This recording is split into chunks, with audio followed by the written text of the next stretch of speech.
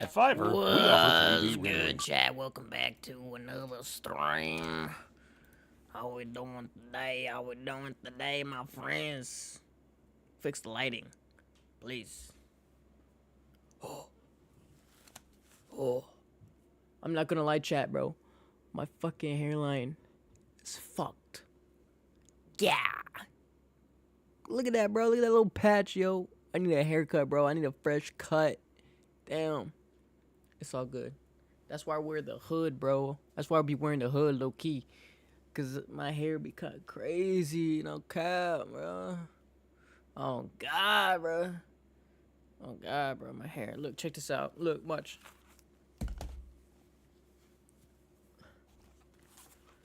Yeah, look at that. I ain't gotta worry about shit now. Look at that. Ah. Anyways, welcome back, everybody, to another stream. My name is Hermes. It's good to be back. It's good to be here. I got my lunch here, my dinner, lunch. I didn't eat today. I'm about to eat. Feeling good. I found a video, chat. This video that we're going to watch is about. It's by a very genius man, a good friend of mine, Luke Belmar. He's incredible. He's an extraordinary person.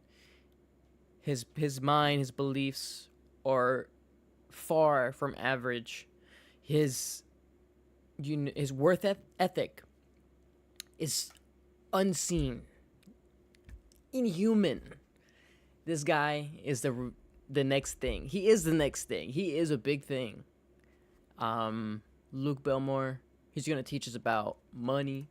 We're gonna watch it. If you can do these three things, you assure yourself the ability to make money. I built 19 companies and invested in 78 startups. There isn't a thing Alright, I I'm gonna eat don't my lunch know while we about watch. business. And I've managed to get Luke Belmont on today to teach you what he knows, how to escape the 9 to 5, how money works, and how he's making millions. And all you need to do is sit down and listen for 5 minutes. And if you can't do that, you're probably not going to make it. So Luke, what are we going to learn today?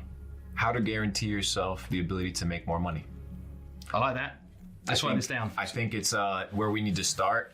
You know, many times people say, hey, fix different problems in your life. But if you don't fix your financial problems, you don't have to be a multimillionaire. But if you don't fix your financial problems, you don't have the mind space in order to work on other areas of your life. The reason you struggle with your finances and that affects your marriage is because you're focused on the finances. You don't have enough time to focus on your relationship. The issue isn't the relationship. You have to be able to understand that in the game of life, money is important. Not this idea of absorbent wealth, but enough for you to be able to have mental real estate and freedom to then work on other areas of your life. So we talk about business, but business isn't the only way to make money. That's what most people don't understand. And business doesn't mean you have to go and hire employees and have huge staff or have an office. Business is just the ability to transact from one person to the other or from one business to the other. So the question is, am I say, hey, fix different problems in your life? But if you don't fix your financial problems, you don't have to be a multimillionaire, but if you don't fix your financial problems, you don't have the mind space in order to work on other areas of your life. The reason you struggle with your finances and that affects your marriage is because you're focused on the finances. You don't have enough time to focus on your relationship. The issue isn't the relationship. You have to be able to understand that in the game of life, money is important. Not this idea of absorbent wealth, but enough for you to be able to have mental real estate and freedom to then work on other areas of your life. Very true, chat. Like I said, this guy is a genius. So all you have to do to make a little bit more money is just listen. Stop what you're doing, drop everything, and just listen for a little bit. Just listen. So we talk about business, but business isn't the only way to make money. That's what most people don't understand. And business doesn't mean you have to go and hire employees and have huge staff or have an office. Business is just the ability to transact from one person to the other or from one business to the other. So the question is, am I able to transact? The answer to that is yes. Everybody can transact, and you don't have to do it necessarily in person. So this idea of selling, how people naturally talk about you have to be good at sales, you can throw that out the window. We're not even going to talk about that because we live in a digital era as well. So I call it the trifecta of money. Your ability to guarantee money coming in perpetuity. The first one is understanding that anything that you do needs to be in high demand. Any type of endeavor that you take on needs to be in high demand. If you want to, for example, have a gardening business, it would be very foolish for you to have it in Manhattan because the demand for it is not going to be the same as if you have outdoor, let's say Tennessee or here in the outskirts of London where there's a lot of what? Demand. So whatever you touch needs to be in high demand. I see people being like, hey, I want to start an application. I want to start the next Uber. I want to have these illusions of wealth, but they're actually traps because they're not in high demand or they are not in the second place, which is super important. You have high demand, and then up north, which is going to be my main priority, is you need to be the best. And that's where most people get caught up. Your ability to do something with the best of your abilities will determine whether you're going to be hired or not. Why? Because there's going to be competition. Where there's demand, there's competition. And you don't want to be hired for being the cheapest. You want to be hired for being the best. So most people come into a business and they don't work on their skills. They don't polish the business model. They don't enhance the business model. They don't think about what are the verticals that allow me to do this in a better way. So for example, back to very essential basic businesses, plumbing, electrician, homeschool teacher, all these things. How can you do it better than your competition? Want to know how to turn your viewers into shoppers? It's Bruh, ads. simple. Hold on, It's Chad. Shopify. Every time I High demand, your skill set, and then finally, it needs to be, we'll call it irreplaceable. By the way, if you're new to the stream, welcome. It's great to have you here. We are learning about Luke Belmar's guide to making money. Okay, like I said before, Luke Belmar, he's an extraordinary person. He's made millions off of crypto. This guy understands the markets. This guy understands the way the system works. So if you want something that he has, which is wealth, freedom, patience, peace, listen up. Irreplaceable. You need to be irreplaceable. We are entering an era right now where AI and social media and automation is going to start quickly taking jobs. So why would I go into copywriting when any business in the next 12 months could replace me? I say that about people becoming doctors. Robotics and AI working together. So you need to also, this one's an alarming one because you need to be irreplaceable in what you do. So when we're starting communities, we understand the irreplaceable factor of in-person relationships. AI can't replace that. So you need to be able to build on a solid foundation. You need to be in demand, you need to be irreplaceable, and then you need to be the best at what you do. If you can do these three things, you assure yourself the ability to make money. And I don't want to give a specific business model because it applies to anything that you do. It can even apply to your job. So why would you get a job at McDonald's that anybody can do when there's no skill attached to it? You'll get paid in proportion to the difficulty of the problems that you solve. So if you solve better problems, you'll get paid in proportion to that. So you don't necessarily need to go out of your way and start a business. You just need to get a job that is in high demand, that not a lot of people can do, be the best at it, and make sure that you can't be replaced. We saw this during the whole metaverse kind of experience where Facebook rebranded to Meta. They were hiring engineers and paying them 50% on top of whatever it is that they were usually getting because they were irreplaceable. And Google would come and be like, hey, we'll hire you for an extra 30%. And because they're irreplaceable pieces, they secured their ability to transact. Because all you're doing as an employee is you're selling your services to a business. Whether you believe it or not, you're kind of an entrepreneur. You've just labeled it differently with the W-2 or whatever it is that you have in the paperwork, depending on your country. But if you're the best at what you do, which this is fully in your control, select something that's in high demand by observing the marketplace, and then finally be irreplaceable in any endeavor, and you can secure yourself the ability to make money in perpetuity. So people are listening to this. So I actually totally understand this, but I'm thinking for people that won't, they might be asking themselves, well, what's not going to be replaceable? Maybe we could get into that today. Let's do it. What's high demand actually mean? Because you can create demand. Yes. I mean, Prime, for example, that drink wasn't in demand until they made it in demand. They partly did it through scarcity. Right, so that we can teach people a little bit about how to become high demand, what high demand means. And then best for me is a really interesting thing, because sometimes like the iPhone's not the best product, but actually Samsung Android is a better product, but people still want the iPhone. So it's interesting because if you can get the high demand, you can almost outflank some of these things. Yes, but this is also considering that best doesn't necessarily mean tech. True. Best can also have to do with convenience. Yep. People buy the iPhone because of the iMessage. Yeah, and they also buy because it's a package. Yes, it's the experience of the entire thing. The other side of it, for people that might be listening that presently are working in McDonald's, here's the irony. I've hired people who were a brilliant waiter in a restaurant. If they're the best in the restaurant, they're looking after customers, they're really attentive, they're polite, they're charming, whatever it is, they're using all their skills, they're being the best at it. I'm like, wow, I would like that person to come and work with me.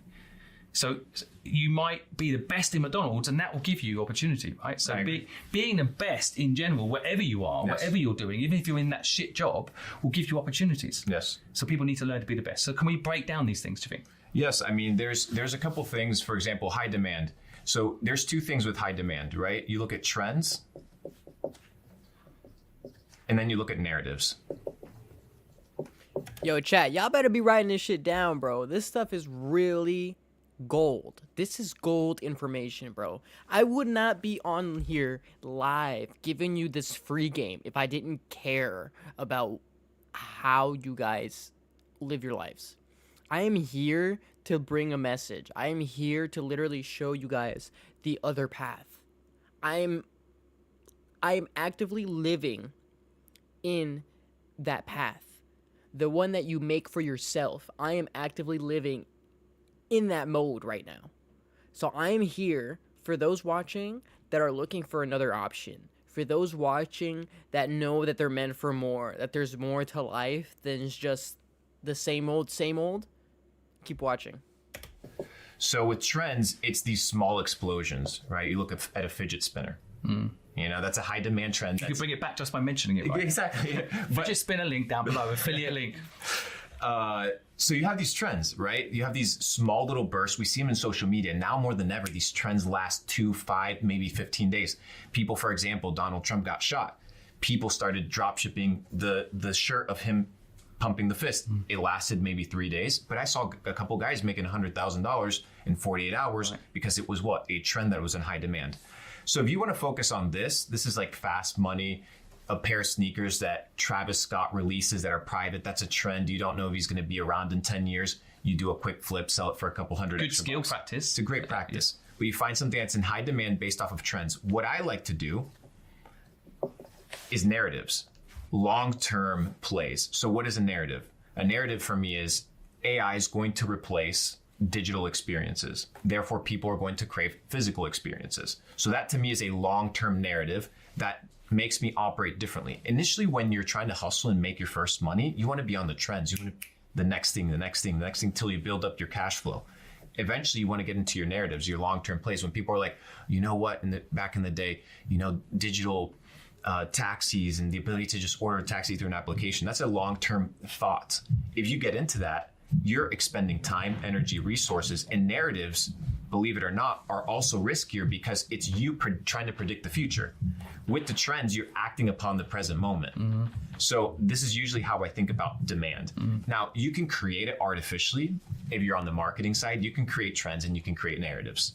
We can go into distribution. We can go into hiring key opinion leaders. We can go into influencing social media. We can go into distributing your clips. There's many ways to fabricate demand. And then the second one is the narratives are a little bit more difficult because narratives tend to take longer time to play out. They're longer transitions. So these, in the trading world, you would consider trends kind of like your day trading plays, and your narratives are kind of like your long-term plays. Like you buy NVIDIA, understanding that the chip. What are narratives and what are trends? Okay. For those that were clearly not paying attention, narratives is long-term. Narratives is like something, like for example, AI. The narrative of AI is that it's going to keep getting better. it's going to continue to improve. And sooner or later, there's going to be jobs, taken over by AI. So that's a narrative. A trend is like how Luke was saying about the situation with Trump, how he was going to get, assassinated.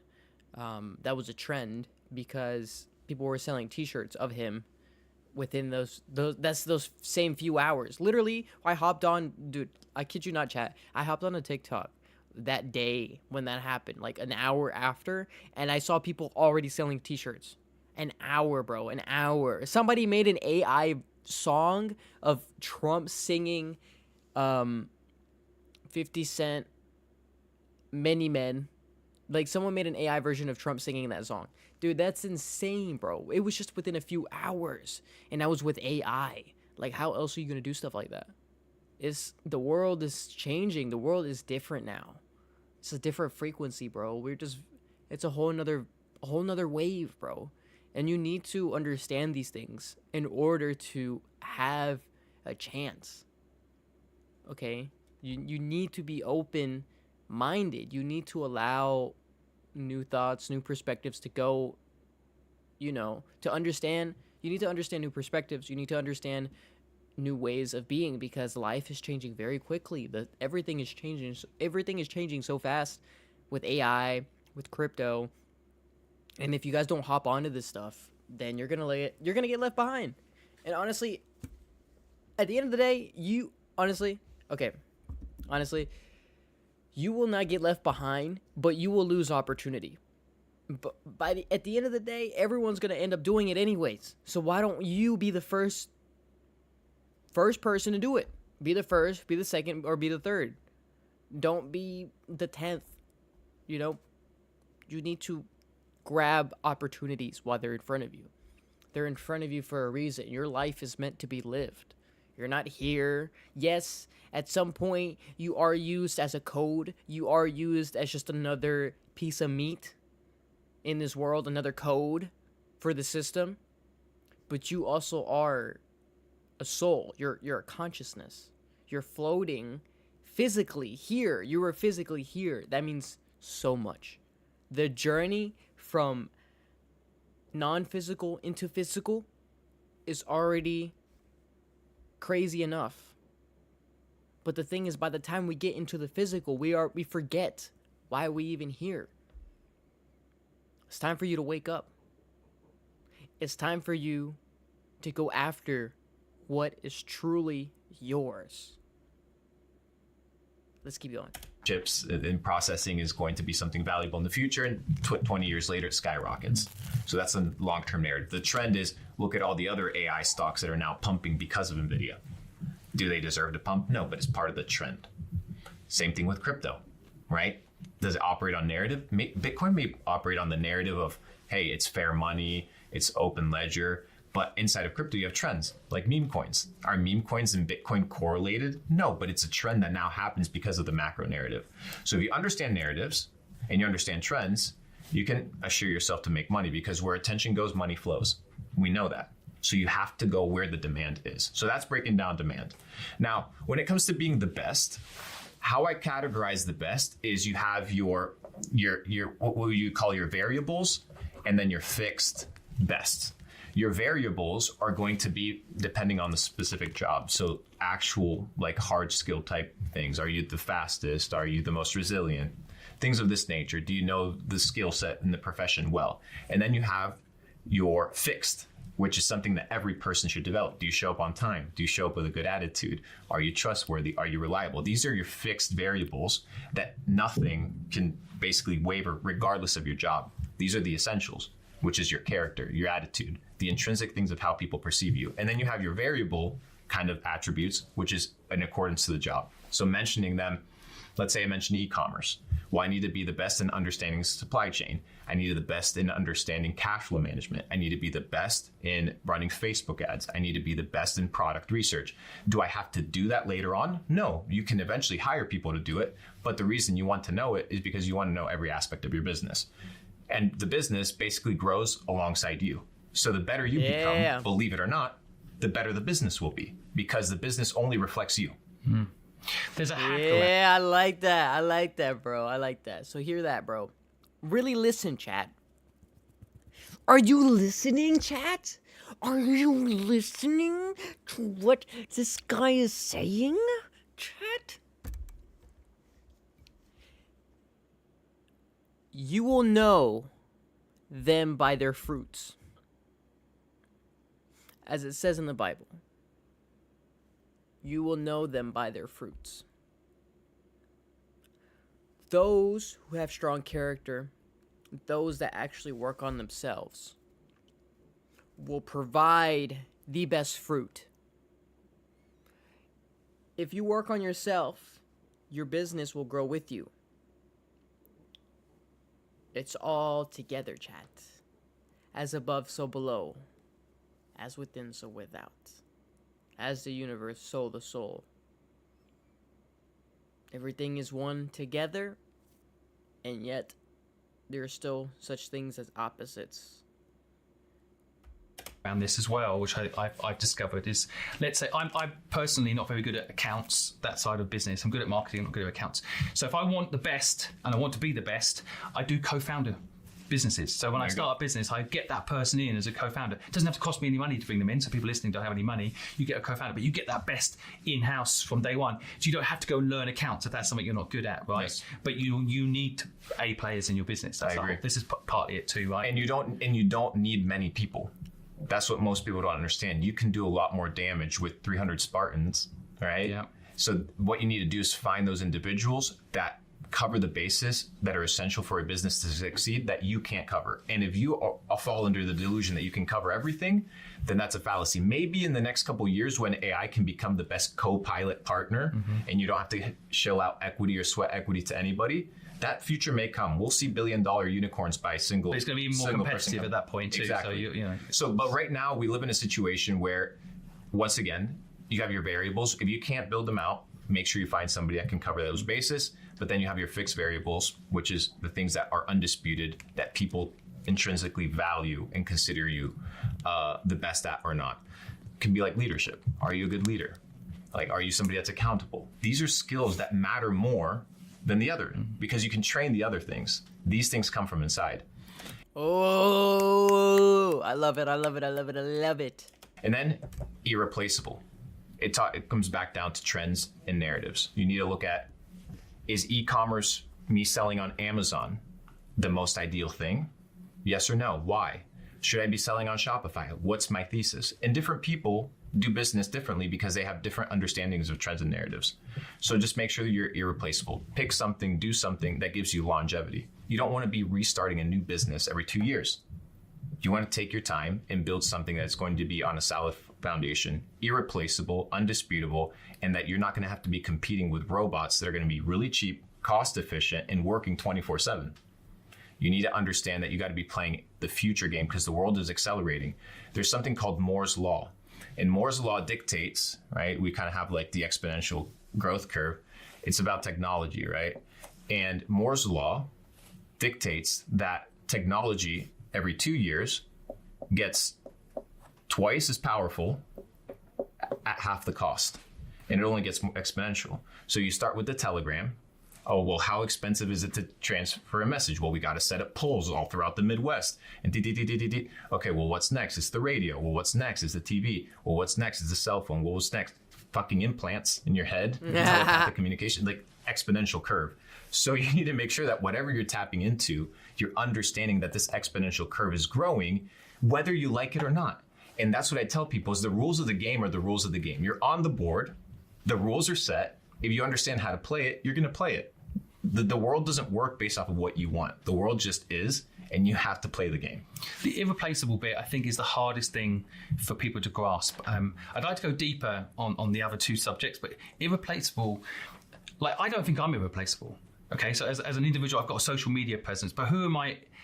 I'm easily replaced. It's an interesting problem. I think, maybe using myself as an example, okay, I've got 8 million followers online, so I've built up an economic moat of sort. Brands will want to use my service, but I'm not irreplaceable. There's other people out there that can help, for example, promote a brand. But I think where you become irreplaceable, maybe you can define it better than this, but like, if you're the best at something, and people, so for example, people like working with you, and you're good at it, they won't want to replace you. Reputation. Yeah. Right. I think that's something that people wonder when they're listening. They might be listening, how do I make myself irreplaceable? I actually think that reputation in particular is totally underrated as a tool to become irreplaceable. I agree. Like, there's plenty of people out there that could learn from many other people, but if you become good at the best at something, I think this best thing is the key to it all. Because I also think the best thing, it links to what school doesn't teach you. And I know we're both anti the school system. I really think the school system's let a lot of people down. Yes. Because what the school system says is, you're not good at these things, practice them more. Yes. But the one thing you are good at, it's like, okay, well, you're okay at that, so don't worry about it. Don't worry you should about it. double down on the thing that you're good at and get even better, become the best at it. Yes. So back to your point here, like, a lot of people are not making themselves irreplaceable because they're not doubling down on what they're actually good at. They're being told what they're not good at and wasting too much time on that stuff. Do you think? I agree fully. And then you add to that the fear of failure. Right. So we need to define risk and we need to define reward. Because what people don't seem to understand if they're trying to make money is that these things are something that you have to input and do before the money comes. Money is a lagging indicator of your ability to master these three areas. And money will come. You don't plant a seed and just wait for it and it's going to grow the next day. If you have the paycheck mindset, you're not going to be able to be the best at what you do. You get addicted to being average. I just really want for people to remember that reputation.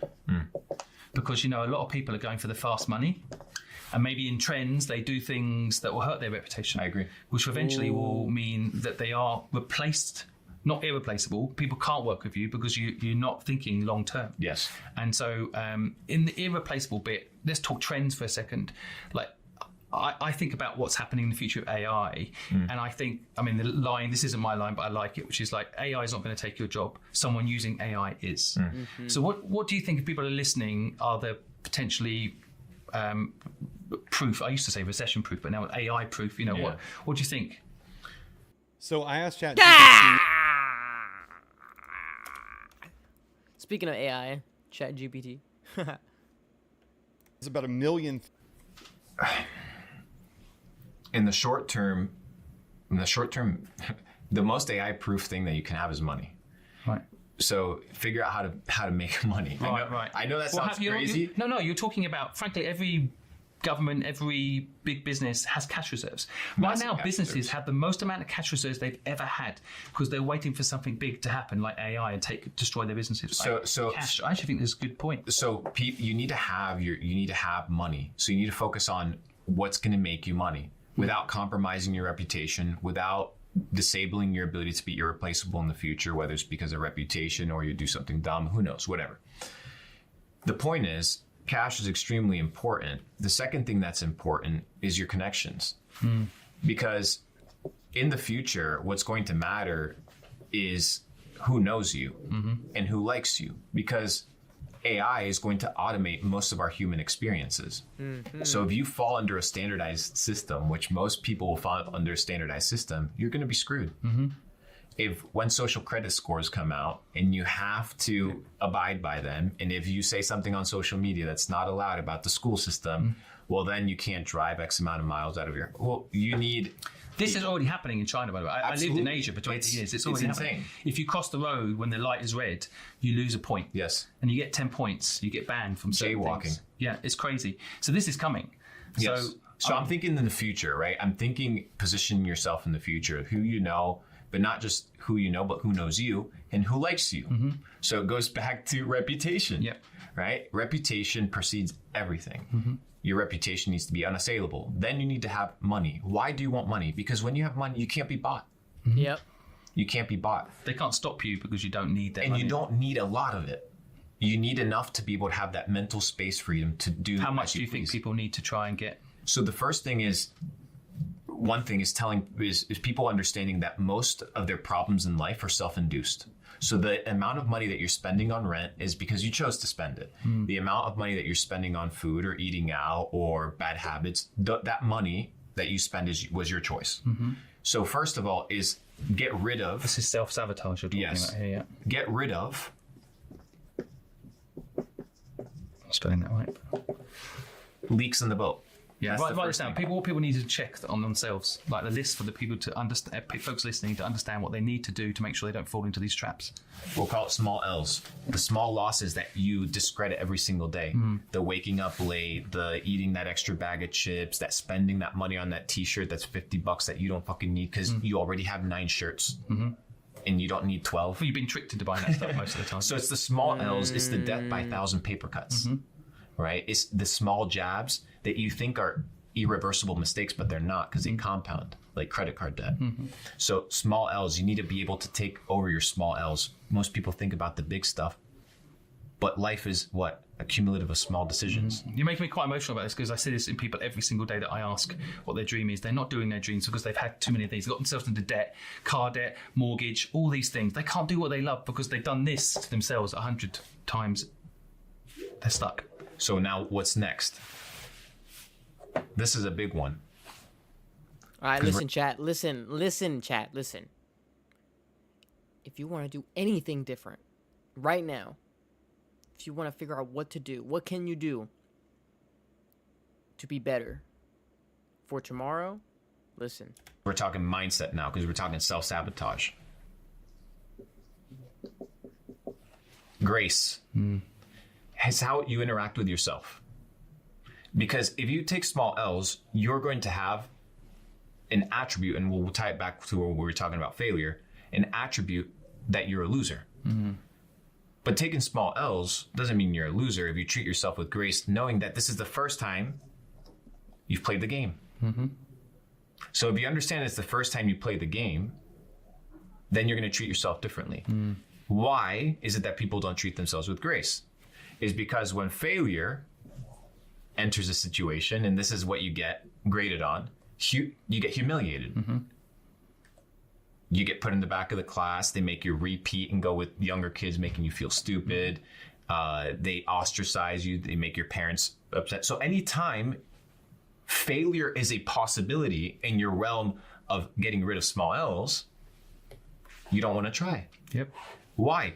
Because failure's bad. But failure isn't bad. Failure just is. And you're going to fail more than you succeed. In the moment you accept that, you want to fail more. I love failing. I look for it. I look for ways I can fail so I can learn. And by failing, you become what? The best. Totally. You become the best. How can we help people learn? Because we hear it, failure's good, and I think people hear that line and they go, why would it be good? How can we help people fail? I mean, is there a mechanism for testing out? Yes. So it's very simple. It's understanding the pain that comes with perfection and the pain that comes with progress. If I want to go to the gym, I'm going to feel weak before I get strong. If I go to business class, I'm going to feel stupid before I'm smart. If I go hang out with wealthy people, I'll feel broke before I'm rich. And the negative comes with the positive. You have to go through it. And once you understand that that's just part of the process, then you accept it. Totally right.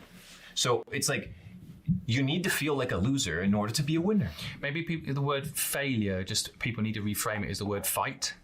Yeah, it's like fight, have pain, like it's I don't know why more, like we all know the stats, right? 80% of A students work for D students. Yeah. So that should tell you straight off that if anyone's listening, should tell them straight away, like if you learn to accept failure, you also build up resistance to failure. Resilience. And it doesn't matter if someone tells you you're a failure. If you know you're going again, this time you fail, but you're going again, so it doesn't matter, you're learning, right? And what I've found valuable is understanding how do you avoid the small L's. Like, okay, I commit, Luke, I fuck up, Luke, I mess up. How do I stop? So how are you in a situation where you can guarantee your ability to reduce your small L's? The small losses, the small failures, per se, that are holding you back. I've never been happier to be a person's whiteboard wiper. Go ahead. One is make it so easy to win that it becomes difficult to lose. If you're struggling with your diet, why the fuck would you have cake in your house? You're setting yourself up for loss. If you have debt, why do you have a credit card? Make it so easy to win that it becomes impossible to lose. Just make it easy for yourself. position yourself. If you have cigarette addiction, why do you have a pack of cigarettes in your car? Don't hang out with people that smoke. It makes no sense. You need to position yourself. Make it easy. Positioning. Positioning is key. Easy. The reason we are where we are today is because we understand how to position ourselves. Yep. Make it so easy to win that it becomes impossible to lose. That's what you do with your small L's because you don't want to be thinking about it. 2, This is good stuff, chat. commitment. Chat, I hope you guys are writing this stuff down, bro. Because this is good, bro. This is good. Something that most people have forgotten about. Most people have no ability to commit to themselves, let alone commit to others. What do you have to commit to? One thing. A goal. Most people don't have a goal. But that's why I ask people what their dream is, because that gives them at least a chance. Most people don't know it. They haven't even thought about it. No, so that, as soon as they think, oh, I'd like to do this, then you have a goal. How are you going to get there? I don't want to sound. All right. Keep listening, chat. Hold on. We gotta get rid of these ads, bro. Actually, let's take a small little stop, a little break. How y'all doing, bro? How y'all doing? Y'all doing good? Y'all writing some stuff down? All right, cool. Let's keep going. Tell people how to get there and we'll discuss it because there's some very basic instruments to achieve anything in life, but you need to know where you want to go. And then you have to commit to that. If you don't commit to a goal, you're going to be like a ship without a rudder, just spinning in circles, directionless. Most people feel purposeless because they don't have a goal. And once they've told themselves, I have a goal, like, hey, you know what? I'm going to start this business, or you know what? I'm going to do this thing that I said I was going to do. They have no ability to commit. And what happens when you stop committing to something? You become a liar. Oh! And most people lie to themselves. So what happens if I lied to you every single day? Are you going to trust me? Definitely not. Are you I going hate to lies. Lies is my be number one. confident in me? Definitely not. So why would you be confident in yourself if you're always lying to yourself? Of course you're not going to trust your ability to accomplish your goal because you know that you're going to lie. Yeah. It's the number one thing I look for. I've got a team of 14 people that help me do this, and I basically would, if anyone ever lied to me, I would never work with them again. You can't. I just can't trust someone who lies, and I don't. But people lie to themselves. That's the real problem. And you need to be able to identify yourself not as a person that's living inside, but you need to position yourself like a stoic and look at yourself from the outside and ask yourself, hey, I've committed to something. I'm just going to follow my goal. You can't look at yourself as a first-person individual. You have to look at yourself like you're playing a video game of you. And if you're playing a video game of you, why would you self-sabotage? So first of all, make it easy to win. So we're not thinking about these mind games. There's a part of me, by the way, this word easy, there's a part of me wants to call it hard. Make it hard for yourself, actually. Like, make so all the things you think you want, these little cuts, these little problems, make it hard to get them all. Yes. That's so easy. So my brain seems to think that makes people have got to understand that actually you got to have a good life. You've got to have at the beginning a hard life. Yes. Like, I think a lot of people I know that are successful, they're successful because they had no choice but to be successful because they had a hard life. You kind of need to do that to yourself, right? Not have comfort, not give that comfort to yourself too easily. Otherwise, what is the goal? If you've got it all comfortable already, then you're not going to go and train and push yourself and make things happen. Yes, I agree. And the liar thing, by the way, is also really interesting because I mentioned there are people lying to me, but the other thing is people have to be really careful that they don't, it's a bit self-sabotage again, but they don't lie in a way that causes them to change their own belief system. So if you tell yourself, well, and I have this a lot of people say, I'm not very good at business. And they keep saying it to themselves, their subconscious starts to believe it. They're lying to their subconscious. Their subconscious now believes it's true. Yep. And they think they can't do it. Like, everybody listening here can start a business. Everybody. So if you think you can't, you're lying to yourself. It's just what type of business you're going to do, what your skill is applied to that business. You're an introvert, you're doing an introverted style business perhaps, as opposed to an extrovert, right? Yeah. But Yes. people have literally told themselves a lie so many times their subconscious believes it. Yes, I agree. So how do you break that subconscious programming? It's very deep. So let's erase this and we'll talk about how to break subconscious programming. And we'll tap into a little bit of what is more on the science side of things. Natural law is something that everybody has to abide by, like the law of gravity. Whether you believe it in it or not, it exists. And if you don't believe in it, it doesn't matter. Just jump off of a building and you'll realize that it's real. There's other natural laws, like the law of cause and effect. For every action, there's an equal and opposite reaction, the second law of thermodynamics. So we understand that for everything we input, there's going to be an equal and opposite reaction to that input. So what people focus on is they focus on the output instead of the input. Mm-hmm. So you can't control when you're going to become a millionaire. That's the output. Yep. People are focused on the output. They're focused on the reaction. They can't control the reaction. All they can focus on is the action. So for every action, there's an equal and opposite reaction. So what are the actions that you have to input in order to make $1 million? Do you know them? Well, no, I don't know them. Okay, well, how many millionaires do you know? And how many millionaires have you gone into and asked them what is the input for them to make $1 million? Don't ask just Simon, just look, go get 50. And I promise you, there's plenty of people on the internet to send them a DM and be like, hey, what's the one habit that, and then you've put together your list and your formula. They're very common habits. I've interviewed hundreds of millionaires and quite a lot of billionaires, and the habits are quite common. Yes. And you just mentioned some of them. And if you identify them, you know, be honest about your situation. I was just, like that lying thing really in particular, I really want people not to forget it, because it's like you can lie sometimes to people about your financial situation and say you're not in debt. You're better telling people you are. Yes. You know, don't hide things. That's but being transparent. But people don't. Most successful people actually, at their core, are very authentic about what's going on in their lives. And we're going to talk about authenticity because it's super key to this. I'm glad that you mentioned that word. So what are the inputs to become a millionaire, right? List them all out. If you guys haven't watched all of Simon's content with all millionaires, go watch it and you can probably piece them together. Any quick ones, by the way, that you've noticed? First is you need to have a product, service, or a good. You need to have something that you offer of value to the marketplace. So product can be physical, can be digital. It can be a service, your time or somebody else's time. I actually really love service business to start with because they're great. They're great, can be low cost, you know, very cheap, and get going quite quickly. Yeah.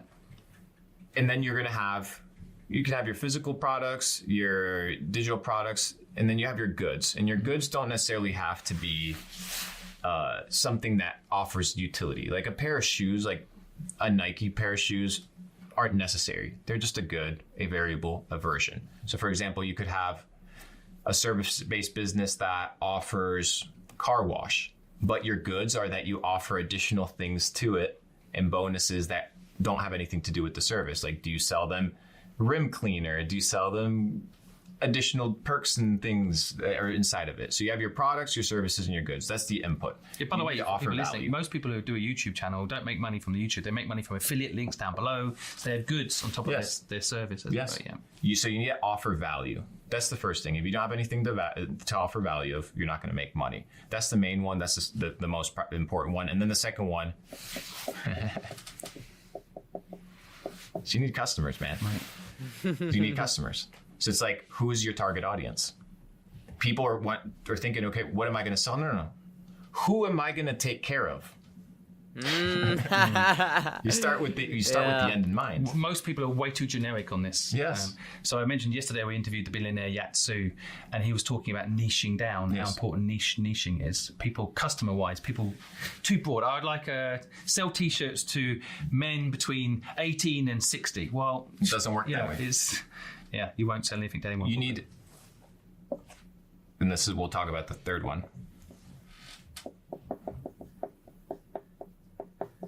Specificity. You need to be clear for yourself internally and externally. What are you going to offer? Who you're going to offer it to? At what price? Where? These are the clarifications that you need. Value, to who, and how.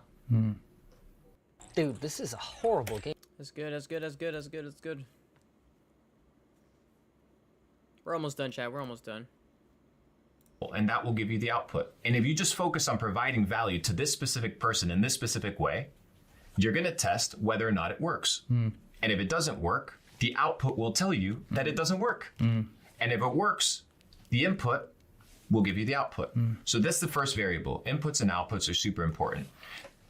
Do you think, by the way, you might cover this in a minute, but I just wondered, do you think purpose helps you build this? If you have a purpose, gets you up in the morning? Yes, and purpose doesn't have to be this deep thing like, hey, I want to go to Mars. Purpose can be, hey, when this customer needs my help in this specific manner, I am the most reliable person that they can go to. And I wake up in the morning and that's what fires me Yeah, up. I mean, that's why I've interviewed thousands of people, and what I noticed, like, if I interview a nurse, she actually loves going to work. Yeah. She might not be paid well and all that, but she has a sense of purpose. If she goes to work, she helps someone's life be more comfortable. So customers being satisfied, Yes. for example. And it can be your specificity. It's like, it's why is it that you do that you do? Yeah, you want the customer to have less pain. Literally that can be, but building purpose, I think, is so underrated. Yes. Into making the customers happy. I think my whole career, every business I've ever been involved in, financial, success, some and some have failed, but I've always made sure the customer was happy. Yes. So that customer is a lifelong relationship as well, if you do it right. And It's funny that we talk about that because today at work, actually, chat, I stayed an extra hour after work because I had to help out this parent. If you don't know, I currently am working in a public school, so I work with parents a lot, do a lot of customer service style work, as well as work with, records and stuff, very important documents. So I was helping out this parent today with some paperwork, and what was happening was she was trying to operate a website, but she wasn't very good with technology. And when I was there in person in front of her, she was even saying, this is why I don't like technology, this is why I don't blah, blah, blah, because it just wasn't working out for her. And me sitting there in front of her, like, helping her out, I understood that her own mouth, she was setting herself up for failure. She was saying, this is why I don't use technology, this is why this is why that. When at the end of the day, the actual process was not even that challenging. But for her, she was making it hard for herself. And I was there, and I was able to help her through it. I saw her, stressing out, and I was able to help her relieve a lot of the stress, crack some jokes, feeling good. And, she left very satisfied. She was very satisfied by the end. And I very much relate to what these guys are talking about providing a service, making sure you have a good reputation, and really being different, being the best at what you do. Focus on being the best at what you do, even the smallest things, because you want to put in 110%. Because if you put in 110%, you may not always get 110% back, but surely that momentum will build up, and you might get 200% hit back at you. So, every moment, every little grind, every little bicep curl you do, it all counts, bro. Every moment counts. That's why many of us feel so stressed, feel so anxious when we're in school or at work, because we know we're meant for more, and we know that time is running out. Every moment is a gift. So we need to be in alignment with that. We need to be able to see the beauty in life. But if we continue to focus on the negatives, if we continue to focus on what brings us down, then we will forever live in a gray world. But what you have to understand is we create the blue skies. We paint the world. We are artists. We are creators. And we're here to inspire. We're here to motivate others to do the same. Because there's a lot more to life than just waking up, going to work, eating, going back to sleep, dating, meeting up with friends, talking about the same things, watching TV. Although those things may be fulfilling in the moment, there's always, that time when you're alone in the dark by yourself, and you just feel that emptiness. you just feel that wave of pain rush over you. Why do you feel like that? Why is it that you feel that way? It's because you know deep down what you really want. You know deep down what exactly your soul wants, but yet you're not going for it. Maybe because of doubts, your current beliefs. But that's what I'm saying to you, chat. This is why I'm here. Hermes is here to help. I am the messenger. And the messenger only wants to help you reach your potential. Because I am actively living in this lifestyle. I'm actively walking on this path. And I truly believe that the only way you can teach others is by being the example. So I am being the example. I am here right now, live, with you, watching this, because I care. Because I know that me helping you will help me in return. And it's not anything like being selfish or anything. No, is I genuinely want to help, but I understand the universal laws too. And whatever I give out, any moment, any chance that I have to be able to give, I know that it will always come back to me. Because what you give is what you get. And I just want to help and serve. And I want to help those out there that are searching for another path, another way. They're searching to elevate, to to evolve and get better. They're focusing. They want to do more. People that just want to do more.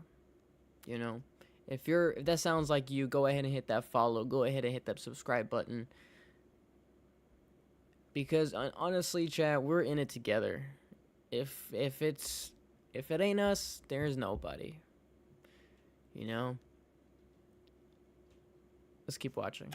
And that should be one of the outputs. The outputs should be, I guess we can delete it on the second thing because we're talking about inputs and outputs. Talk about the second one. Is going to be your LTV. Most people are focused on the front end money in the front end interaction. How can I take from somebody something the first time that I meet them? How can I extract a couple pennies, a couple dollars from this guy like a hungry motherfucking dog? Excuse my language because it pisses me off. They don't focus on lifetime value. No. That is a big mistake a lot of people make. They don't focus on the lifetime value of the customer. They focus on the quick money. So the input is the fast, first relationship, first interaction. They don't think about what's the long-term perspective, what's the long-term journey of this individual with me. When you focus on long-term value and lifetime value, which is so much bigger because it costs more to acquire a new customer than to sell an existing customer another product, then you stop focusing on making the money in the front end. And you focus on allowing the lifetime value of the customer to yield returns long-term, whether it's money, whether it's opportunities, whether it's connections, resources, it really depends. People are focused on the fast money, the fast transactions, and you can make some hustle money, but you're not going to get rich. Well, I see people burn long-term relationships forever, sometimes going for the money. Input and output. So mindset, number one, focus on just inputs, don't focus on outputs. The second one is we're talking about authenticity. When you look at a chart, for example, of this idea of the yogis and the Hindu masters talking about enlightenment, and they talk about the different chakras and all these energy things, and you read it and you wonder, and then you begin to do some research, and you're like, okay, there must be some science or some facts attached to this stuff, and there must be some intelligent people researching these things. It can't just be me that's curious. So I come across a study. And I'm like, okay, let me start reading it. And it's a study with the acronym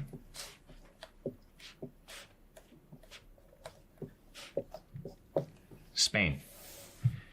If you've ever dreamed of owning an Bruh. Alright, chat, we're almost done. We're almost finished. they did over 20 years, a span of over 20 years, which is the scale of positive and negative emotion. So what they did is they put individuals inside a Faraday cage. It was for those people that don't know what a Faraday cage is, this cage made with different aluminums and different metals that basically block any sort of Wi-Fi signal, any sort of frequency to come into that box. And then they began prompting people with what? With different tasks, different mindsets, different thoughts, different questions to determine one thing: the vibrational frequency that their body was kind of operating on when they gave certain responses. So whether it was positive frequency or negative frequency. So for example, let's say they prompted, disgust or anger inside of the person. Well, clearly they could tell that it was a lower vibrational frequency. So they're like, okay, interesting. So let's prompt some positive stuff. And they were like, oh, this is higher vibration. I'm like, oh, interesting. Because the body naturally reacts to your emotions. There's chemistry taking place when your emotions are kicking in. So when you have a negative thought, you're not just having a negative thought. There's an entire process attached to that. There's energy going out. It's putting you in a different frequency. So the question is, okay, well, what's the best frequency to be in? If this is the scale of positive and negative emotions, I want to be at the highest scale of positive emotions. So what is the highest form of frequency that I can abide in? So that was the question that these scientists were asking. And if you start looking at, these yogi charts, you begin to see, greed, lust at the bottom, then anger, then you see love and gratitude. And then at the top, you see what? Enlightenment. Well, what is enlightenment? Okay, make that practical for me. Like, everybody talks about enlightenment, but what is enlightenment? So they began prompting people. And they found that above what we often know as the highest form of frequency, or what everybody talks about, which is love, that's what everybody talks about, the highest form, the highest form of energy. They found that there was a frequency that made people vibrate 400 times more powerful than the vibrational frequency of love. And it was the vibrational frequency of authenticity.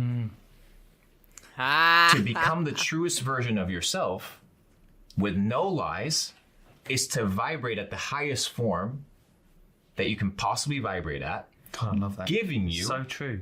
Giving you a sense of peace, equanimity, and truthfulness. And all the baggage doesn't exist because you don't have to wear a mask. Therefore, you can be who you are. You can move faster. You can live free. And authenticity, remember, vibrational frequency is fast. Key that you said that. Authenticity is the key to everything. And if you can do things authentically, you win the game. So once again, it goes back to the mindset. Like, are you being a liar? Well, you know when you're supposed to go to the gym. I'm not saying you have to go to the gym every single day, but you know when you're supposed to go and you don't go. You know when you're supposed to sit down and read that article or that book or listen to that thing and you don't do it, and you know you're supposed to. You're not being authentic with yourself because you want something, but your actions say something else. And your mindset and your actions need to be aligned. We talk about this concept of faith. People are like, you just need to believe. You need to believe that you can. Faith, without your ability to manifest it in the three-dimensional world through action, is dead. You can't just believe things. You have to create them through action. You need to materialize them with energy. And at whatever frequency you're going to place it at, remember, frequency always exists. What we're doing is we're tuning ourselves to that frequency. Nikola Tesla famously said, because once again, this goes back to the school system, how we're being taught. Nikola Tesla famously said, my brain is a receiver of information. But what are we taught in the school system? That our brain is to be jammed with things that you have to memorize, and this is blocked information, and this is how your brain works. Well, what if we're only tapping into 5% of our brain? What if the conversation here is, dude, what if I have to get smarter and tap into more of my brain? What if that's the maybe if you're operating off of 2%, you deserve to be broke because you're not operating at your optimal. So how do you expect to have optimal results if you're not operating optimally? It doesn't make any sense because you're going to attract that which you are. Naturally, for every action, there's an equal and opposite reaction. So if Nikola Tesla says, hey, the brain's a receiver of information, the question is, what are the things that are causing static? My inability to receive information, or my inability to get inspired, my inability to actually put forth the effort and purpose that I want. Well, what's the music that I listen to? What are the friendships that I hang out with? What's my environment? What do I eat? How do I speak to myself? All these things are either causing static or stillness in your ability to what? Receive information that gives you inspiration in order to act. Think of you and me in 1940 or 1950, driving down the Midwest in an old Cadillac, and we wanted to listen to some music. That music is already attuned to that frequency. What we have to do is tune the radio and position ourselves in that frequency so then we can tune into it. Yep. So most people, they want to operate at a high vibrational frequency, attract prosperity, attract purpose, attract wealth, but their actions aren't aligning with it. So you have to act and then you'll receive. You have to do and then the outcome will produce itself.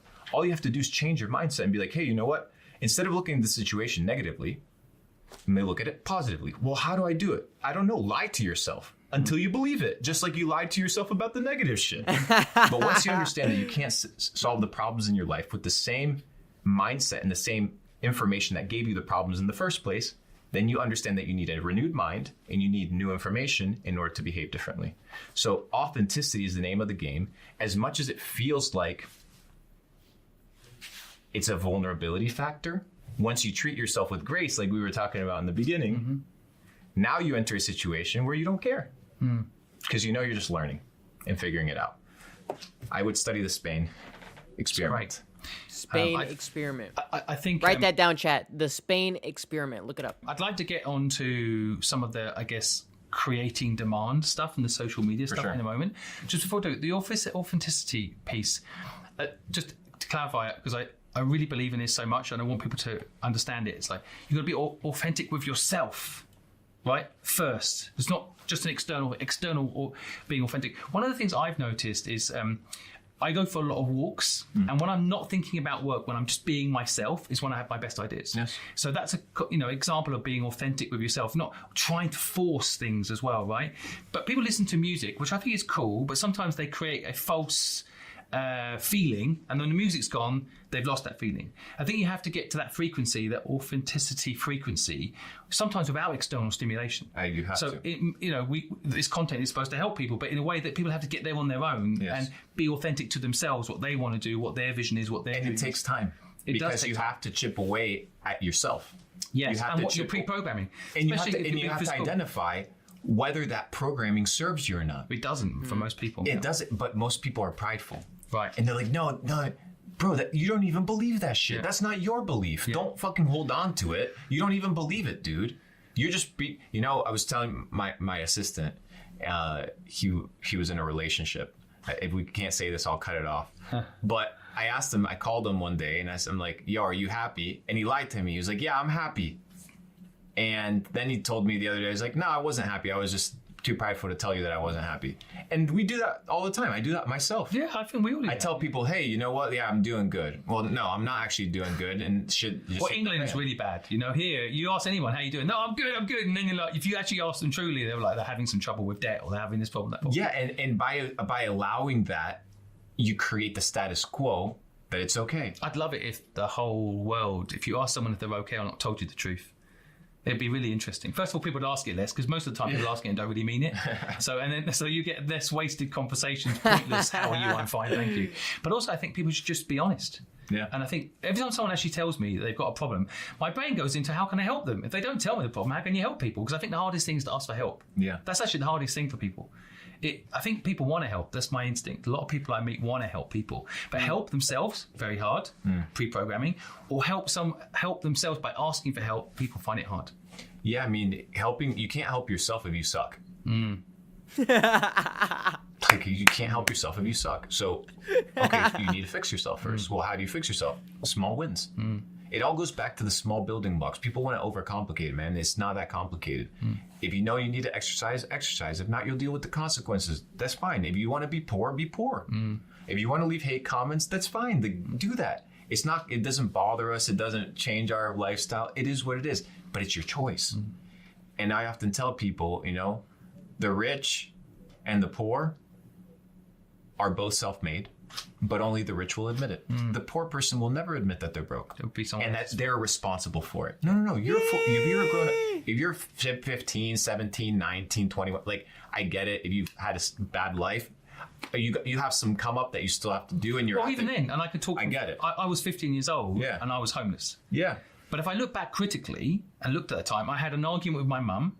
I didn't compromise. She didn't compromise. And I got kicked out. And she had leverage. Yeah, she had leverage. Now, you could argue that was self-created, because if I had accommodated her and maybe worked it out, then I wouldn't have been homeless. Yeah. So it was self-inflicted. Although I blame her for most part of my life. And most of it is once you get to that point of self-infliction, you understand that you're self-inflicting both negative and positive. So you're fully in control of everything. Yeah. Yep. And what I like about that is that nobody can take your wins. Yeah, that's true. Yeah. Like nobody wants to take your losses. That's fine. I get it. I'll eat my L's by myself. I'll deal with the garbage. That's fine. But when I win, I'm gonna savor that. Yeah. Right? So it's like, it's what we talked about. If you want to experience pleasure and you want to experience trophies and winning, perfect. You're gonna have to deal with what it takes. Yeah. And that's what most people are not willing to go, because they have the 9 to 5 paycheck mindset, which is, I work today, I get paid tomorrow. I work today, I get paid tomorrow. And if that's how you think, then you're living on today. It doesn't work that way. If you want to build true wealth, you need to be building imaginarily first as to what it is that you want. And sometimes that takes saving, that takes structure, that takes becoming a new type of person. If you Even a new community around you, like a new circle of people, new it's hard for everything. people. They grew up in certain towns, certain villages. They got their hometown. Yes. I even had. I've got 3 brothers. Two of my brothers, I don't like them. I just had, but that's really hard to say. You just assume because you're born into the same family, you're going to be the same. But you have to learn to be disciplined and say, well, they're not the people I want to be around, And that's okay. That I almost feel like that's my fault. Like that I'm born into a family where some people I didn't like. I think people have got to admit it and maybe make the life they want. Take control. Like you say, take ownership of that, and then you own the wins if you do that. And the beauty about the wins is that it gives you the confidence that the small L's take away. Yep, totally. And you start cycling that, and you go to an upward spiral. People talk about the downward spiral, they never talk about the upward spiral. The upward spiral is just positive momentum and positive momentum reinforcement. You go fast, fast, fast, fast, fast, and you're like, damn, I'm getting lucky. No, you're not getting lucky. You're just reaping the reward of the effort that you put in 5 years ago. The loser calls it luck. Yeah. Because they have no ability to dictate their life. Yeah. There's no such thing as luck. Everything in life is a game of what? Probabilities. Yes. Probabilities. So the question is, how do you increase your odds of success? The more risk you take, the luckier you get. There you is go. actually the key, right? There you so go. let's just finalize this at the end now. The high demand piece. I just want to. Can you just dig into that bit for a second for us? So let's talk about high demands. Let's go a little bit more on the business side. So nowadays, you have what we talked about, your services, your products, and your goods. You need to be able to present them to people. If there's no eyeballs, not going to make money. So there's a couple ways. First of all, your business needs to have an online presence, whether you like it or not. Even if it means just having Google and having your customers leave a 5-star review, because whether you believe it or not, people look at that. And that's the first the first interaction, the first impression, and it matters. So first of all is the impression. Before you get traffic, anything, what's the positioning? When inbound traffic comes, whether it's organic or generated, doesn't matter. What's the first impression? What's the first impression of your business? Important. By the way, I always tell people, if you have a website, for example, which I think everybody should have for their business and for themselves, if your website, for example, a link doesn't work on it, I make a judgment about that business. It's not well managed. It's not. Absolutely. First impressions matter, and I think a lot of people don't realize how quickly people will make a decision whether or not they're going to work with you. So your high demand drops instantly because you're not following these basics. And you improve it as time goes on. So how do you do it? Feedback. What is feedback? For every action, there's an equal and opposite reaction, right? So what's the feedback telling you about what you're doing? Are the reviews good? Are the reviews beneficial? Do you manage the images on your social media presence? Yes or no? Like, what is it? How is it that you are positioning yourself to recruit new talent? I realized, I was like, people think LinkedIn sucks, but who thinks that? I'm trying to find super top tier talent. Okay, looks like I need to have a LinkedIn presence because that's where a lot of professionals happen to be. So that's what the feedback told me. So I had to act upon the feedback. And then I started getting better people on the inbound because my first impression was great. People knew what they were getting into. So the first impression is super important. Second is we're going to talk about organic traffic. So we talked about trends and we talked about narratives. if you want to reduce your cost of acquiring a customer, because there's a specific cost to acquire a customer, and you should know based off of your product how much it's going to cost you to acquire a customer. If you're selling a product for $97, okay, perfect. If it costs you $200 to acquire a customer, that's not an issue as long as you have a high lifetime value, because you're paying in advance for the future lifetime value of the customer. Let's say it's 1K. But if you're only focused on the short-term money, you're going to lose out. And you're going to have to focus on acquiring a customer for really cheap, which is totally fine if that's how you want to do it. Let's say it's a drop shipping approach, you know? Let's say you're selling a product for $97 and you acquire it for $25. So in this case, you can make front-end money, but you can tell that it's not that much. You can run off of small margins. So organic traffic, capitalizing on trends, narratives that are taking place. I like social media. That's what I utilize. Social media will tell you what's hot. You go on Twitter, it'll tell you what's trending, and you can create product demand based off of that. Then you can have what I would call your inorganic, or you would call your paid traffic. And paid traffic is going to be divided into two categories. And this is a new category that has just come out recently that I've mastered. We're going to talk about paid traffic, because if you want to acquire customers nowadays, you're going to most likely have to pay for attention. So the first type of paid traffic is where you pay platforms. So you pay platforms, whether you want to pay for ad revenue, like that's your ad expense, whether you want to pay for like banners, whatever it is. Different platforms operate differently. So this is your paid platforms: Facebook ads, Instagram ads, Snapchat ads, Google ads. This is where people are. So over the last 15 years, paid platforms made a ton of money because the only way to interact with people was to notice them through an ad. It would be very hard for people to know who, for example, let's say Ty Lopez was back in the day, unless he had that in my garage ad. What if he made a YouTube video, just posted it, maybe 5,000 people would have seen it. He had to use paid platforms in order to push his message. Yep. However, 2 years ago, TikTok rolled around and took over, and they introduced distribution. Your ability to reach people that have never interacted with your content before via the For You or the Explore. This is what exploded for me. I mean, we had a video day before yesterday get 52 million views. The distribution is insane.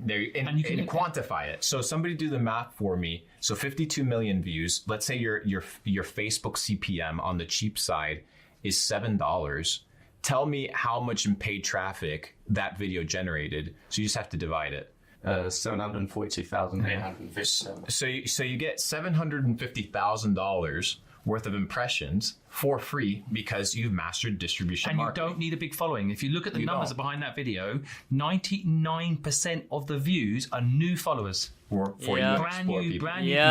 So now people have no excuse because people used to have the excuse, hey, I need to master paid traffic. I need to either find an agency. I need to learn it myself. I got to spend money. I don't have it. Okay, well, I get it. Today, it's no longer the case because you have distribution marketing. So how are you distributing your products for people to find out? If you have a service, are you showcasing people your service every single day, multiple times a day? Or are you hiding it? If you're hiding it, nobody's going to see it. There's plenty of businesses on TikTok. They're out here with a voiceover, cutting lawn, and getting customers left, right, and center. So distribution marketing now makes it completely possible for everybody to get attention. Chat. Now is the time, chat. Now is the time for you to get on TikTok, get on YouTube, and start putting ads, putting advertisement, putting some kind of content so you can grow a page, have following, even if it's faceless. Have a page that has a following so you can make money. Guys, I cannot tell you enough, bro. You will be missing out on so much if you do not take action on these opportunities. Let's keep going. You obviously have to pay for it. What are the costs? Well, it depends on how crazy of an operation. Most of the time, it's just creativity. creativity. Maybe you have to incur a bus ticket. Maybe you have to buy your product to shoot the product. Small things. But it's minimal because the return, the ROI is there. Now, what I like about this for brands is that now brands, and this is the final part, is you need your content. This is the key, right? Because if you want to master distribution, the content needs to be good. However, back in the day, let's say you wanted to hire an influencer and we wanted to go into a studio to shoot your e-commerce product, you would think about it twice because you're like, dang, if this person posts once, maybe I'll get 100,000 views and it won't be worth it. Or I have to spend a lot of money on this shoot. I don't know if this campaign will go well. Today with distribution, you can repurpose the same video 1,000 times. So now the lifespan and the shelf life of the content is higher. Therefore, you can invest more into it, which used to not be the case because you would need new creatives when what? The audience fatigued. If you could make no more videos for the rest of your life and just recycle what you already have, and you would obviously get new eyeballs. Why? Because there's 8 billion people out there. So it's like there's plenty of people out there to go around with the content you already have done. How I did it is we built a distribution system. And in our distribution system, we created multi-page accounts. So I have thousands of accounts. In my first, you controlled all those accounts? All of them, yeah. So you can have affiliate programs. You can hire people to come work for you.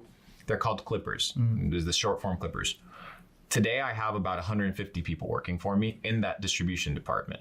We do about 150 to 200 million views per month on short form. And my CPM is 2 cents. So I think I have 500x cheaper than your average cost for 1,000 views on Facebook. This is partners, paid down partners, because I see that as your internal. Because the other model is reverse of what you just said, which is you incentivize someone to do. If people are listening, they can't afford to hire 150 people like you have done.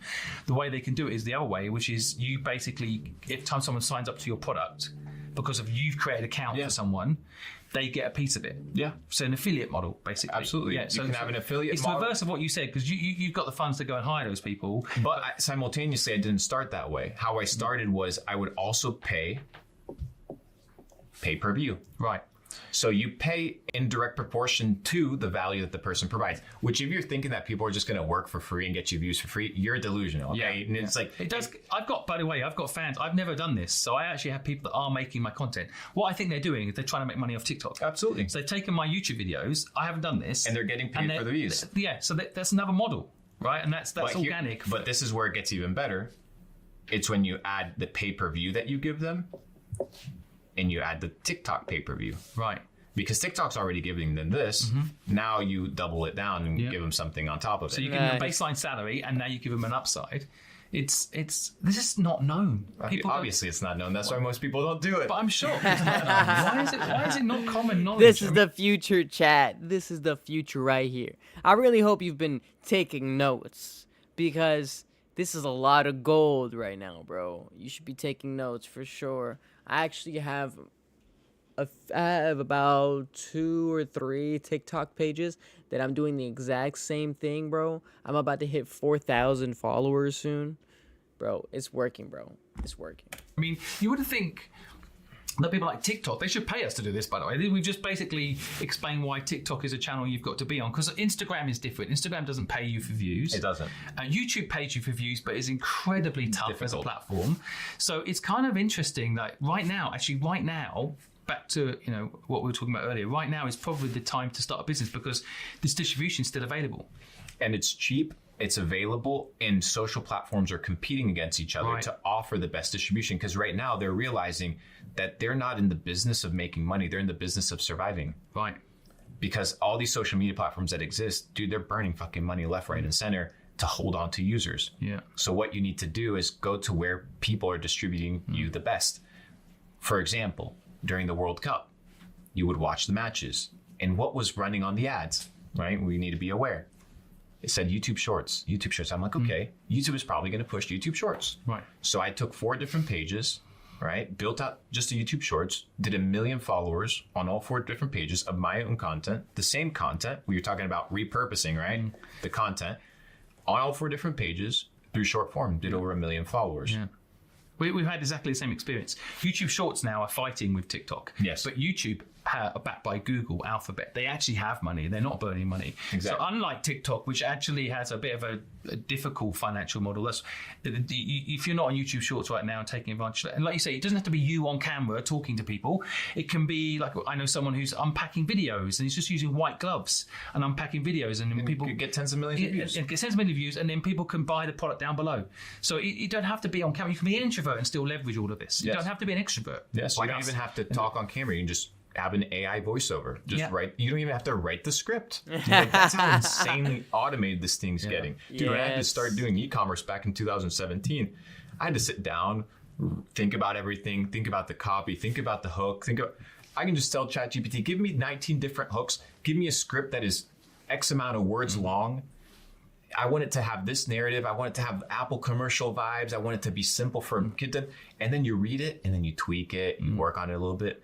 But 90% of the work, dude, it's done. Crazy. You don't even have to have a fucking product. It's never been easier.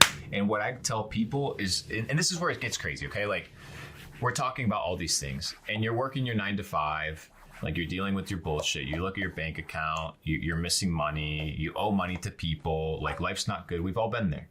We've all been there. What you are in right now is a hamster wheel. You're in a hamster wheel. Most people's issue is their ability to break out of the hamster wheel, thinking that the moment they jump off of the hamster wheel, that they're going to fail, that they're unproductive, that they're moving backwards. But remember, the hamster wheel is an illusion of moving forward.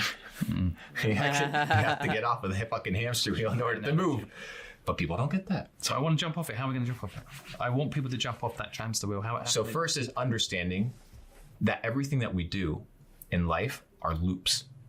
Most people live on looped behaviors. Ooh. You wake up at the same time. You do the same thing in the morning. Creatures of habit. Go to the same job. Comfort. But it's the same thing. When I was working my 9 to 5, 2018, it was 2017, 2018, before I quit. It was a comfortable job. Cubicle marketing job. Dangerous, so it's comfortable. $4,800 a month. Spending a couple $100 sleeping on my brother's couch. I was chilling. Like, I had money. I was good. Could afford, could go out, eat, nice restaurant. I was good. Here are 3 reasons why. Damn. Hold on, chat. Hold on. We gonna listen to this, bro. He gonna drop some sauce. Opportunity presented. $100 sleeping on my brother's couch. I was chilling. Like, I had money. I was good. Could afford, could go out, eat, nice restaurant. I was good. But then an opportunity presented itself. I could take the same skill, do it for myself, which was at the time running Facebook ads, and do it for a company on Wall Street. How much do they want to pay me? $9,000. Same skill set, better money, but I had to quit my job. I had to get out of the hamster wheel. And what I realized was like, okay, why is this easy for me to do now? It's because I secured a monkey bar before I let go of the last one. You get one client. All you have to do is set yourself up. You have to position yourself in order to slow down the hamster wheel so that you can get off. Most people are like, I'm just going to quit my job. Yeah. No. Secure a monkey bar before you let go of the last one. If not, you're going to fall on your motherfucking back. So number 1, though, is get your cost down, isn't it? So that's why it's down. Number 1, get your cost down. This is so key. Number 2, what you're saying there, like have a monkey bar to grab, which I think is get a client. Right, or get a replacement. We'll call it side money. Yeah, side money. An income stream. It could be those videos I just mentioned within video. It doesn't matter. Something that's going to give you... Replaces your current thing. Unlimited upside. Yes. That's why I love side hustle so much. It's become a bit of a... I mean, I've been saying side hustle. I've got a lot of negative comments. Oh, people should be doing a side hustle. There's too much stress, blah, blah, blah. I'm like, no. That's how you get off the hamster wheel. Yes. Right? Reduce costs, side hustle. What else can people do? And then the third one, which is I think most people don't realize, is the goal. It's like What is the goal that is going to allow me to no longer do the hamster wheel? What's the goal? How much money? By when? How much money do I need to save? How many clients do I have to get? Like a very simple goal. Okay, side money. Okay, how much? Financial literacy is also not taught in school, which is absolutely ridiculous. But I think when people understand, if you want to make £1 million, you are never going to make it on an hourly salary. Never. It's never going to happen. You'll be 65, you'll own your home, you'll be house rich, life poor. Yep. You won't have the skills to make money that you need. I don't understand why people don't all have a goal. In fact, everybody listening now, write your goal down below. What is it? I'll critique it, and you probably won't have time to critique. I'll probably check it out. Yeah. Well, check it out, right? Write down your goal. Anything else you want to share? Yeah, let's continue. So we have reducing costs because obviously you want to give yourself mental real estate. You want to have room, wiggle room. You want to side money. Okay, from where? How? To who? Doesn't have to be a lot. Dude, flipping sneakers. I know 17-year-old kids making 20, 30. I love that. When I meet 30,000 a month, man. Yeah. And they love it too. They're meeting celebrities. And they're crushing it. Yeah. And they're crushing it. So they have a goal. They established their goal. Now they're making money. Now they're able to what? Afford the luxury to get out of the hamster wheel. And they're not doing it feeling like it's risky. That's what most people are like, this is risky. Okay, well, create the variable where you'd reduce risk.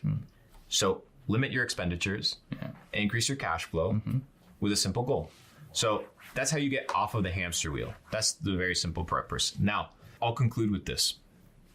Once you get off of the hamster wheel, you need to understand why most people will never get off of the hamster wheel and why you don't want other people to get off of the hamster wheel in a certain perspective. One is most people are comfortable in their current zone. So once you break out of your current situation, the people that are around you that are still on the hamster wheel, they're going to think you're nuts.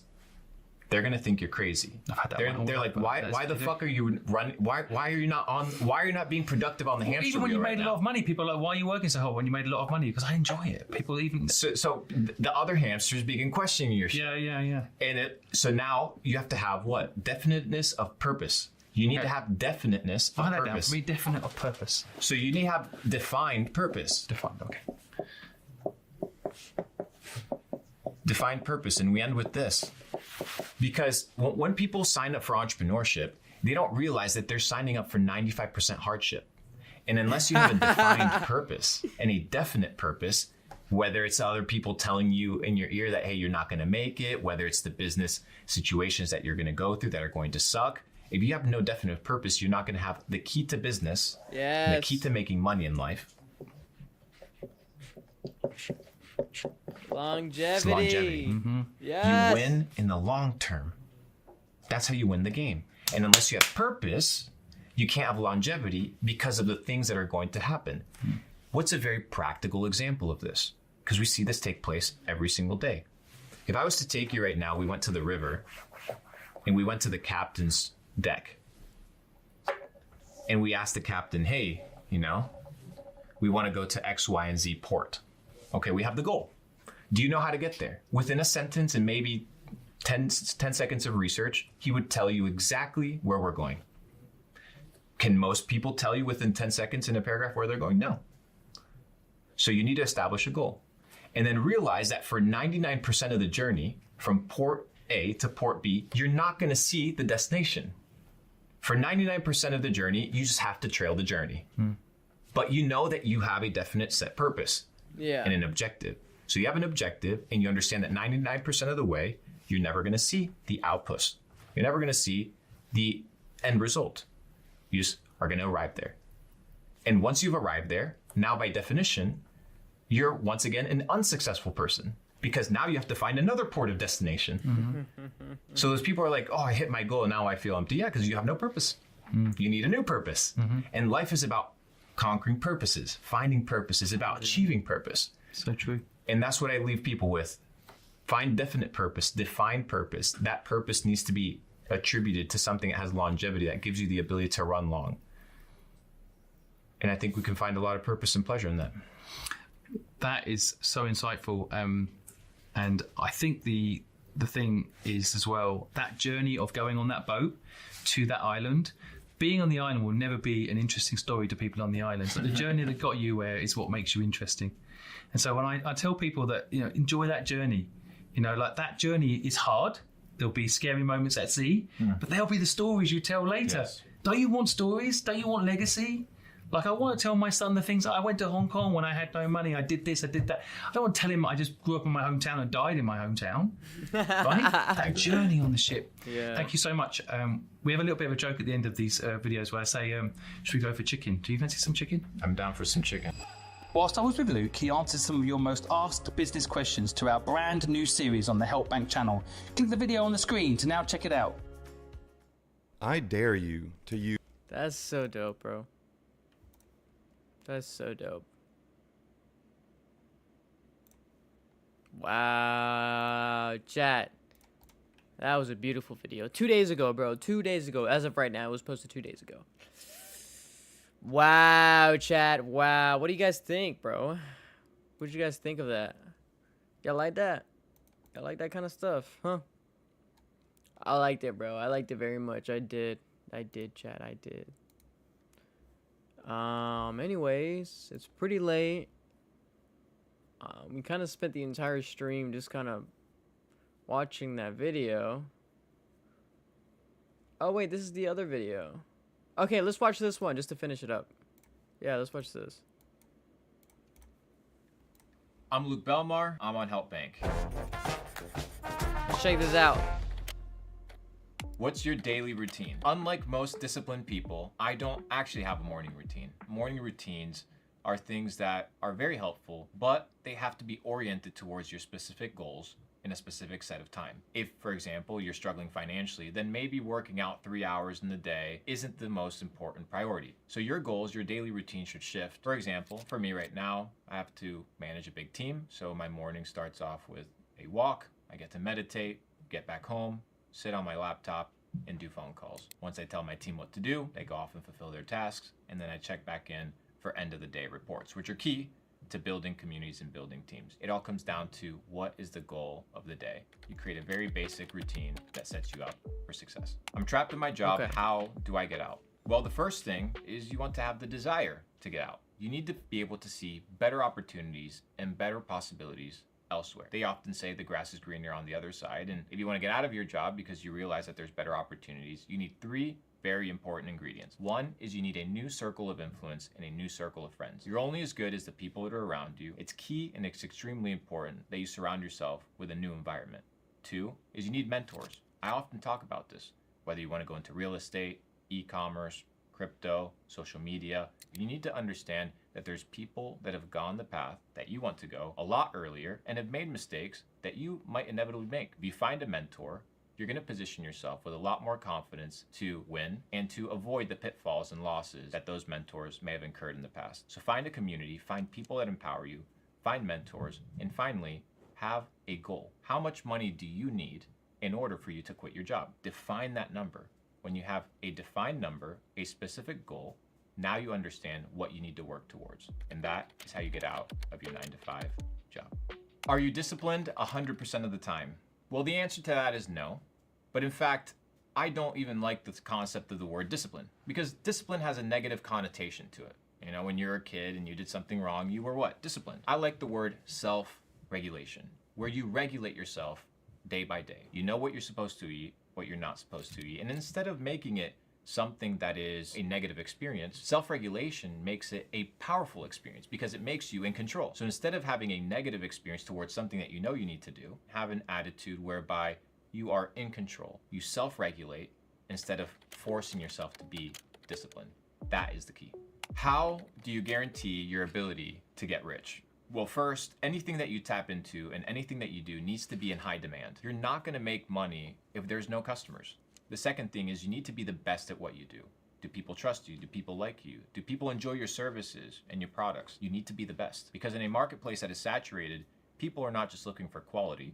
They're looking for one very important thing. They're looking for something that they don't have to replace. Irreplaceability is a third ingredient to guaranteeing your ability to make money and get rich. Because if you're in high demand, you're the best at what you do, not the cheapest. You're hired for being the best. Also irreplaceable. We're entering an era with artificial intelligence where things are getting pretty nasty. You need to be able to cover all these 3, which I call the trifecta of making money. Become irreplaceable, become the best at what you do, and be in high demand. How messed up are businesses if you don't have a community? I often talk about community as that lifeblood of a business, the riverbed that old empires used to build their civilizations on. Let's take the Nile River, for example. Egypt was built around the Nile River. Well, the Nile River very much resembles a community. It doesn't matter what you build around the Nile River or around your customer base, as long as you don't pollute the river. You never want to mess with your community because they are the lifeblood of the business. Once you understand that they're the ones that have the money, they're the ones that are making the thing run, your job is to preserve it and build around it sustainably, and that is how you build a powerful community that continues to come time and time again. How does somebody become famous online? Nice. Becoming famous isn't the key. The key is to have a brand that stands for something. Whether it's a personal brand or whether it's a product or service, the brand is what sells, because a brand is a accumulation of reputation. When you have a brand, you're either depositing or withdrawing from the bank account of reputation. And that's what it boils down to. It's not about being famous. It's about being respected. You don't need many people in order for you to have an audience. Most people think that they need millions of followers. I know people with millions of followers that can't sell a t-shirt because nobody respects them. So when you see other people making videos or a prank video that has 1 million views go viral, and your video about your business is getting 30,000 views, that's okay, because that's niche, that's specific to what you're doing. So don't focus on becoming famous online, focus on becoming respected in your niche. And obviously, the online presence helps massively. Which habit in life made you successful? Positive affirmations. Speaking positively with gratitude to myself. I see so many successful people. Hello and welcome. Gosh. Yo, chat, if you want to help out the channel, send some donations so I can get freaking YouTube, bro. So I can remove ads. With money. Jesus. They're not grateful. They have no positive outlook towards life. They have money, Sorry, but that's I all they didn't have, call which means they don't have much. But when vein. you're grateful for what you have, you approach life not out of a place of greed and need, but out of a place of abundance. And when you operate out of a place of abundance, you operate freely. Positive mindset is the key to winning. Does money change you? So money will just amplify who you are. If you're a greedy person, well, you'll just be a greedy person with more money. If you're a mean person, well, you'll have the ability to be an even meaner person because now you don't have these financial repercussions that you have to deal with. Money often has a negative connotation. Money's just neutral. Money just is a thing. Money's just a medium of exchange, a form of accounting, a store of value, but it's just a thing. It's a tool. And when you understand that it's just a tool and you don't attach your ego to the tool, then you don't allow money to change you. And there's a famous verse in the Bible that says, "What shall a man prosper if he gains the whole world and loses his own soul?" If you lose yourself in the process, then you lost the game. So it's about winning the game of life, winning the game of business, and keeping yourself in the process. Which mistake has cost you the most money? There's only lessons, not losses, in the game of business. But the number one irredeemable mistake in business that has cost me not only time and energy is not learning from my mistakes. It's only a loss if there's no lesson. And in order for there to be a lesson, there needs to be intentionality. Most people, they mess up. They don't go back to the drawing board and think about how to improve. So therefore the loss is net negative. If I don't do anything with the information, that's where the failure begins. When you make the same mistake time and time again. Whatever money it costs you, it's the price to be paid. I've had $100,000 lessons, but if you learn from them, well, it's money and lessons that most people will never be able to learn. So take it and run with it. When I focus on business, my health suffers. What do I do about it? You need to understand that in life, your health, it's like the tectonic plate on which everything resides. If it's shaky, if it's wobbly, if it's prone to earthquakes, it doesn't matter what you build upon it. It'll crumble. It's inevitable. Why would you spend 40, 50, 60 years building an empire, doing incredible things, sacrificing in order to just enjoy it on some bed because you didn't choose to exercise or put your priority in health and well-being? Dang. It only makes sense. It's only natural that you be performing at your optimal. But if your health, the vessel that carries your dreams, isn't operating at 100% capacity, then you're limiting yourself. As above, so below. If you want something reflected in your mindset, well, it needs to be displayed in every area of your life. Yes. You can't just be excellent in business. You can't just be an excellent father. There's other areas in your life that are extremely important. And it all starts with your health. 3 types of health: your physical health, your mental health, and your spiritual health. These 3 are important. And believe it or not, they're all intertwined. Your spiritual health, if you're feeling bad, if you have a bad mindset, it's going to be affected. If your physical health is not in check, your mindset will not work well. If your mindset is all about negativity, body shaming, not really caring about your health, then your body will reflect that. All three need to be in harmony. All three need to be in check. Health is the tectonic plate on which your dreams reside. Give me 1 to 2. That's amazing, bro. That is amazing. That is amazing. Chat, we are almost done with this stream. If you haven't already, go ahead and hit that follow. Subscribe if you haven't already. Oh, the video is over. Say less. I thought it was, thought I had a few more, like, minutes. Anyways, shout out to Luke Belmar. Thank you so much for doing all you do, guiding the new generations, guiding the older generations as well to the future, into this beautiful world. Thank you everybody for watching. Today was a very different stream, I know. I do plan on streaming more, so be sure to hit that subscribe, that follow button. My name is Hermes, and I'll see you next time. God bless.